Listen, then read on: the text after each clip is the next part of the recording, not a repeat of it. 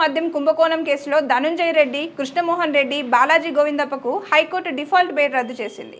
ఈ నెల 26 లోపు ముగ్గురు జడ్జి ఎదుట సరెండర్ అవ్వాలని, రెగ్యులర్ బెయిల్ పిటిషన్లను ఏసీబీ కోర్టు విచారించాలని ఆదేశించింది. మారేడుమిల్లి అటవీ ప్రాంతంలో జరిగిన ఎదురుకాల్పులలో 7 మావోయిస్టులు మృతి చెందారు. మృతుల్లో 3 మహిళలు, 4 పురుషులు ఉన్నారు. వీరు ఛత్తీస్గఢ్కు చెందినవారని గుర్తించారు. ఏపీ సీఎం చంద్రబాబు సత్యసాయిబాబా మార్గాన్ని విశ్వశాంతి, సర్వమానవ సంక్షేమ మార్గంగా కొనియాడారు. ఆయన చేసిన సేవలు విద్య, వైద్య, తాగునీటి కార్యక్రమాలు ప్రపంచవ్యాప్తంగా ప్రజలకు ఆదర్శంగా ఉన్నాయని గుర్తించారు.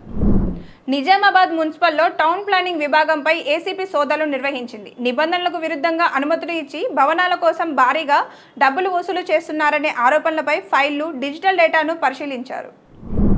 కేంద్ర మంత్రి బండి సంజయ్ కరీంనగర్, హుజూరాబాద్లో నక్సలైట్లపై కఠిన వ్యాఖ్యలు చేశారు. అడవుల్లో చనిపోతున్న నక్సలైట్లకే బాధ్యతారహితంగా మారుతున్న అర్బన్ నక్సల్స్ కారణమని, మార్చిలోపు మావోయిజాన్ని పూర్తిగా అంతమొందిస్తామని పేర్కొన్నారు. తెలంగాణ సీఎం రేవంత్ రెడ్డి నేటి నుంచి రాష్ట్రంలో కోట్ల మంది మహిళలకు ఇందిరమ్మ చీరల పంపిణీ ప్రారంభించారు. గ్రామీణ ప్రాంతాల్లో డిసెంబర్ 9 వరకు, పట్టణ ప్రాంతాల్లో మార్చి 8 వరకు పంపిణీ కొనసాగనుంది. కేంద్ర ప్రభుత్వం రైతులకు పెట్టుబడి సాయం కోసం పీఎం కిసాన్ 21వ విడత నిధులను విడుదల చేసింది. 9 కోట్ల రైతుల ఖాతాల్లో మొత్తం 18,000 కోట్ల రూపాయలకు పైగా జమ కానుంది. 2017లో అమెరికాలో శశికళ నర్రా, ఆమె కుమారుడు అనీస్ సాయి హత్యకు గురైన సందర్భంలో భర్త హనుమంతరావును ప్రారంభంలో నిందితుడిగా అరెస్ట్ చేశారు. అయితే ఘటనా స్థలంలో లభించిన డిఎన్ఏ అతని డిఎన్ఏతో మ్యాచ్ కాకపోవడంతో అతన్ని విడుదల చేశారు. బంగ్లాదేశ్ మాజీ ప్రధాని షేక్ హసీనాకు మరణశిక్ష విధించడంతో ఆమెను అప్పగించమని యుఎస్ ప్రభుత్వం భారత్కు కోరింది. భారత్ విముఖత చూపినందున హసీనా మరియు మాజీ హోంమంత్రి అసదుజ్జమాన్ ఖాన్ల కోసం ఇంటర్పోల్ను ఆశ్రయించడానికి బంగ్లాదేశ్ సిద్ధమవుతుంది.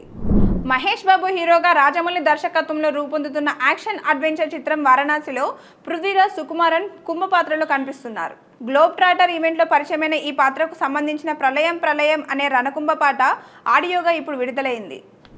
ఇండస్ట్రీలో అందమైన జోడీలలో నయనతార, విఘ్నేష్ శివన్ జంట ప్రత్యేకం. 41వ పుట్టినరోజున Vignesh Rolls Royce black belt స్పెక్టర్ను సుమారు 10 కోట్ల రూపాయల విలువగల బహుమతి ఇచ్చారు. రాజ్కోట్లో భారత్ ఏ, దక్షిణాఫ్రికా ఏ జట్లు 3వ అనధికారిక వన్డేలో తలపడ్డాయి. దక్షిణాఫ్రికా 50 ఓవర్లలో 6 వికెట్లు కోల్పోయి 325 పరుగులు చేసింది.